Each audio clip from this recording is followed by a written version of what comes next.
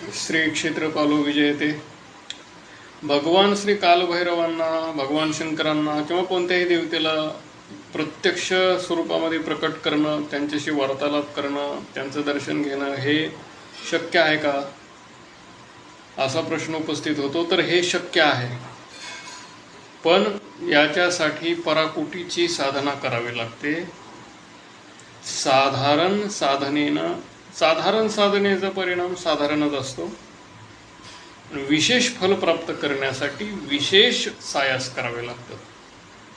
अन्न खाल्ल्यानंतर भूक जाते म्हणून भाताचा एक शीत खाल्ला तर भूक भागेल का? नाही. कारण अन्न खाल्ल्यानंतर भूक भागते हे अर्धसत्य आहे. पोट भरेपर्यंत अन्न खाल्लं तर भूक भागते हे पूर्ण सत्य आहे.